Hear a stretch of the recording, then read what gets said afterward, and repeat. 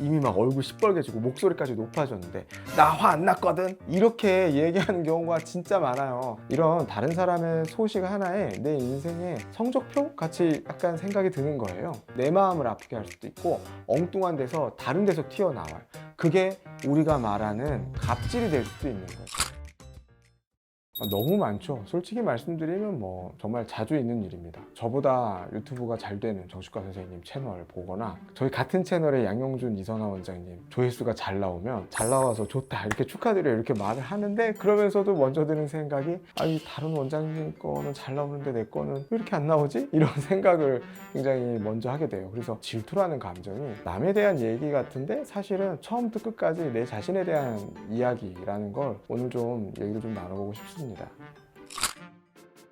일단 거리가 가깝기 때문인 것 같아요. 뭐 예를 들어 드릴게요. 만약에 유재석님 같은 분이 건물을 샀다. 그럼 누가 질투하나요?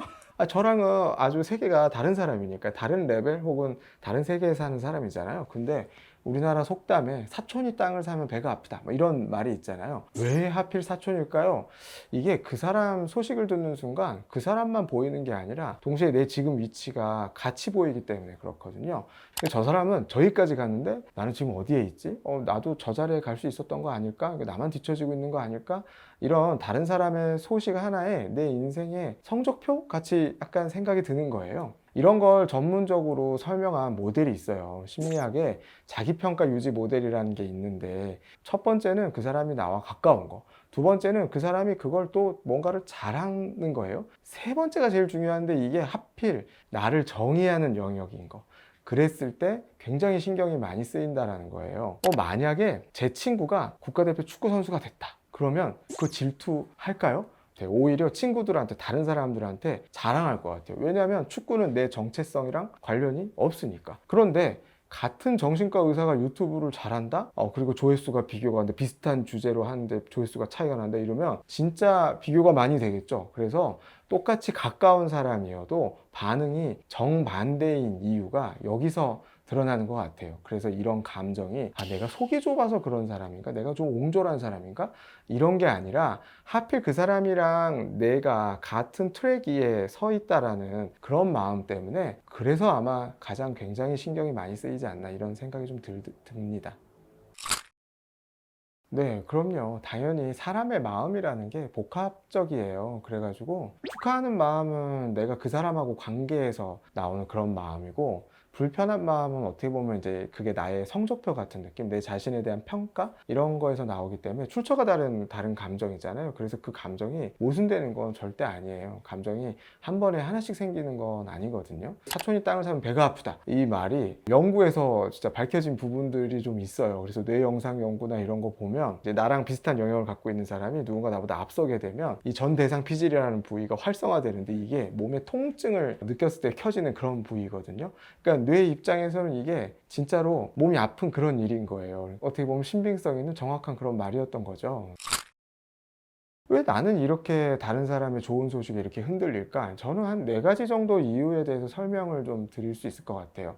첫 번째로는 지금 내 삶에 대한 만족감에 대한 부분하고 연관이 있는 것 같아요. 그래서 뭐 노력한 만큼 요즘 성과가 좀 안 나고 있거나 자신감이 떨어져 있는 시기라면 다른 사람의 성공이 훨씬 더 좀 부럽게 느껴지지 않을까 싶어요. 물론 자기 삶에 만족을 하는 사람이 질투를 아예 안 느낀다? 그렇게까지 얘기하기는 좀 어려운 것 같아요. 그저 지금 현재 삶에 얼마나 만족하고 있는가, 내가 가고 있는 일에 대해서 얼마나 확신을 갖고 있는가, 이런 것들도 달리 좀 느낄 수 있는 부분이 될 것 같아요.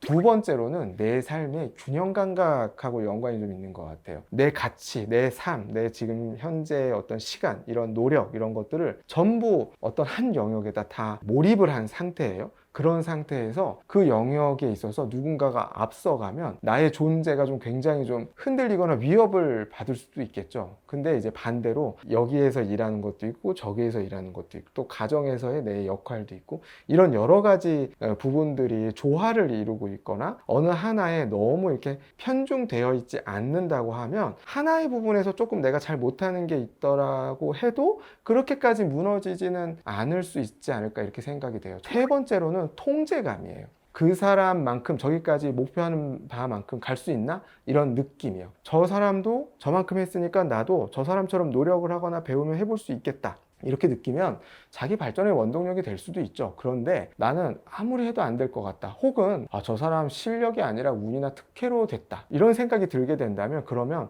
아예 무언가를 포기하게 되거나 상대를 깎아내리거나 뭐 이런 식의 어떤 행동을 하게 될 수도 있거든요. 즉, 내 미래나 내 분야에서의 어떤 결과를 통제하거나 만들 수 있다고 느끼는가? 이런 통제감의 여부가 나의 질투의 방향을 어떻게 보면 결정하는 그런 부분이 될 수도 있다고 생각을 해요. 저는 네 번째가 요즘 사람들에게 굉장히 중요하다고 생각하는 게 SNS가 엄청나게 확산됐다라는 거예요. 이건 개인차라기보다 시대적 특징인 것 같아요. 뭐 예를 들면 예전에는 비교 대상이 굉장히 적었죠. 주변에 있는 사람이에요. 다 비슷하게 살았죠. 친구가 승진을 했다, 집을 샀다 정도, 뭐 이런 정도예요. 지금은 그런 SNS를 통해서 이 사람이 여행을 갔고 지금 자녀랑 어떤 시간을 보내고 있고 이런 것도 매일매일 확인을 할 수가 있잖아요. 그러다 보니까 비교할 기회가 엄청나게 많아진 거가 영향을 많이 주지 않았을까 싶은 거예요. 같은 사람이라도 만약에 20년 전에 SNS가 없는 시대에 태어났다면 훨씬 이런 마음 때문에 힘든 게 좀 덜하지 않았을까? 이런 생각이 들더라고요. 그래서 요즘 사람들이 비교에 힘들어하는 것은 어떻게 보면 옛날 사람들보다 특별히 인격이 미성숙하거나 이상해서 그런 게 아니라 그런 시대일 가능성도 저는 크다는 생각이 좀 들었습니다. 제가 소아정신과 의사라서 진료실에서 진짜 많이 만나요. 자녀가 있는 부모님이라면 정말 매일 볼 수 있는데 바로 형제 관계입니다. 동생이 바깥에서 상을 받아왔어. 근데 형이 축하는커녕 방문을 쾅 닫고 들어가. 그럼 이제 부모님은 낮은 수준의 질투라고 생각을 하고 얘가 동생을 너무 미워하는 거 아닌가? 이렇게 걱정을 하시는 경우가 많은데 애들은 사랑의 총량, 관심의 총량이 정해진 파이라고 생각해. 그래서 동생이 칭찬을 받는 장면에서 동생이 잘했구나, 나는 못났구나 이렇게도 생각하고 거기 플러스 내 몫이 줄고 있구나 이렇게 생각하기 때문에 당연히 위기 상황인 거예요. 근데 여기서 부모님들이 거의 반사적으로 야 너도 잘하잖아 하고 능력을 이렇게 인정해주는 말을 해요. 근데 사실 이미 조금 늦은 거야. 아이가 확인하고 싶은 건 이미 자기 능력이 아니라 내 자리가 굳건하게 있는가, 부모의 사랑이라는 것이 날 떠나지 않는가, 이런 거에 대한 그런 확인이거든요. 그러니까 당연히 애가 그렇게 삐졌을 때 그런 말 해봐야 아이는 이미 마음 상해서 더 삐지고 부모님은 아유 얘가 대체 왜 이래 이렇게 하게 되는 거죠. 그러니까 어떻게 보면 아이가 서운한 건 아빠가 방금 동생만 칭찬하고 사랑해줬네 라는 그 부분이라는 거예요. 우리가 우리 스스로에게 나는 질투하면 안 돼. 난 질투하는 못난 사람이야. 옹졸한 사람이야. 이렇게 생각하고 스스로를 비하하거나 누르지는 않았으면 좋겠어요. 이런 감정이 있다는 걸 솔직하게 인정하는 게 진짜 시작입니다. 이미 막 얼굴 시뻘개지고 목소리까지 높아졌는데 나 화 안 났거든? 이렇게 얘기하는 경우가 진짜 많아요. 사람이 자기 감정을 잘 아는 게 굉장히 어려운 일이거든요. 질투 혹은 부러움의 마음도 똑같아요. 겉으로는 저 사람 운이 좋았어, 뭐 원래 뭐 집안이 좋은 거야 막 이렇게 얘기하지만 속마음은 나도 저렇게 되고 싶었는데 안 돼서 속상하다 이런 마음인 거거든요. 그래서 나 자신에 대해서 스스로 하나씩 물어보거나 의문을 품어봤으면 좋겠어요. 나는 지금 정확히 내가 어떤 감정이지?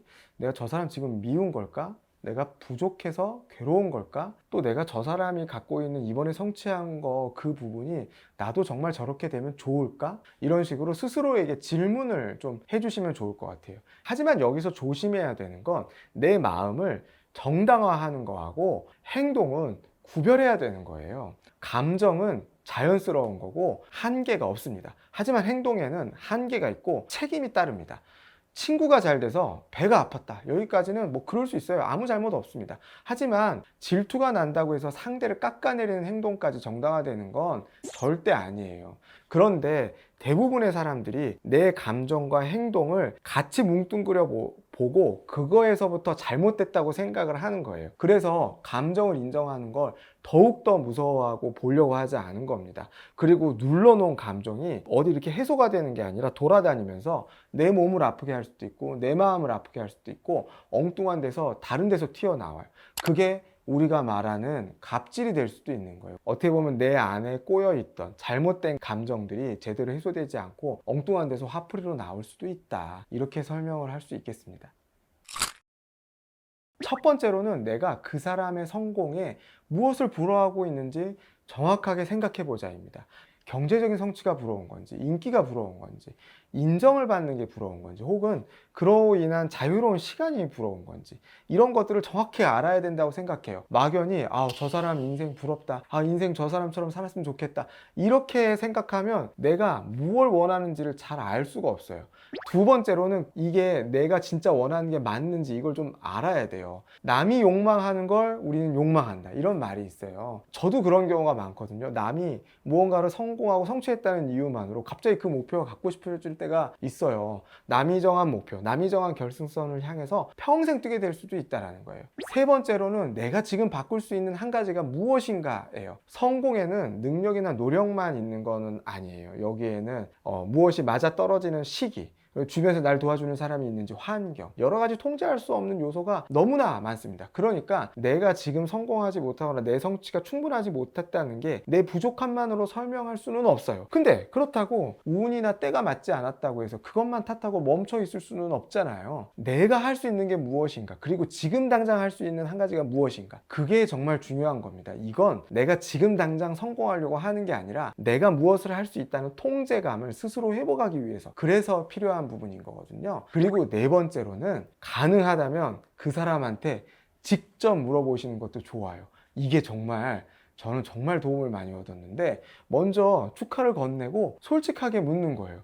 나는 지금 이 단계에서 이게 좀 정체가 돼서 잘 안 되던데 혹시 선생님은 어떻게 하셨어요? 신기한 게 성공하신 분들은 이걸 진짜 잘 알려줘요. 저도 예전에 이런 거를 정말 많이 물어봤는데 진짜 다 가르쳐 주세요. 그러시면서 뭐라고 하셨냐면, 야, 내가 다 알려줘도 내 말대로 하는 사람 진짜 별로 없더라, 이렇게 얘기하더라고요. 아는 거랑 실행하는 게 별개라고 생각해서 자기는 이제 숨길 필요가 없다고 생각하시더라고요. 근데 대부분의 사람들은 이거 물어보는 게 되게 부끄럽다고 생각하거나 내가 못나 보일 거라고 생각해서 그러는데, 연구에서는 진짜 정반대예요. 조언을 구하는 사람일수록 오히려 더 유능하다는 평가를 더 많이 받거든요. 다섯 번째는 SNS를 능동적으로 사용하면 오히려 그렇지 않다라는 거예요. 요즘 세상에 SNS를 완전히 끊으라고는 말 못하겠습니다. 요새 현실에 어떻게 SNS 끊고 살아갑니까? 난 자연인도 아니고. 근데 SNS를 어떻게 사용하느냐라는 거예요. 가만히 눈으로 흐르는 방식이 오히려 삶에 대한 만족감을 더 많이 떨어뜨려요.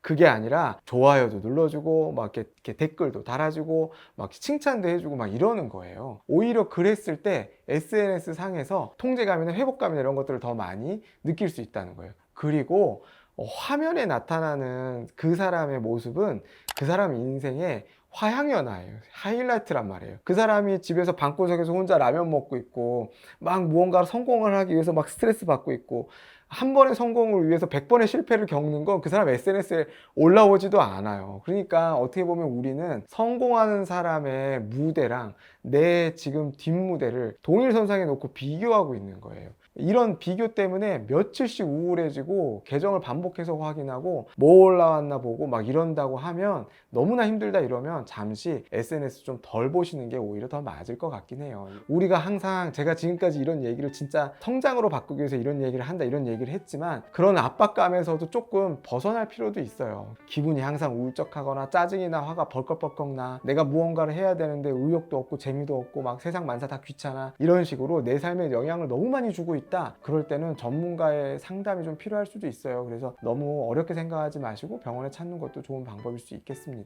그래서 이 영상을 이제 보시는 분들이 아마 누군가의 성공을 보고 마음이 불편하신 그런 경험들 다들 많이 하셨을 거예요. 그리고 지금도 그러신 상태에 있는 분들이 많고, 이 누군가의 성공에 대해서 질투하는 마음이 들고 부러워하는 마음이 들었다고 해서 여러분들이 나쁜 사람이라는 걸 의미하는 건 절대 아니에요.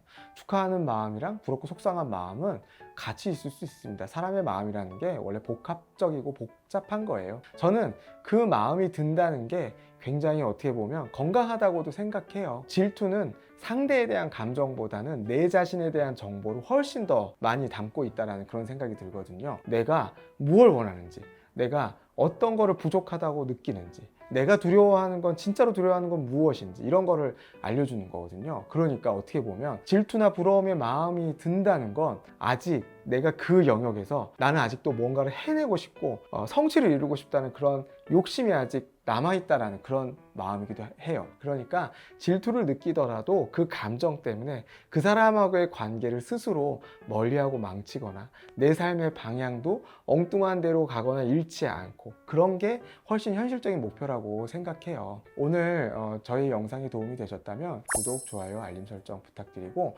여러분의 생각을 댓글로 남겨주시면 또 다음에 영상 제작할 때 많이 참고하도록 하겠습니다.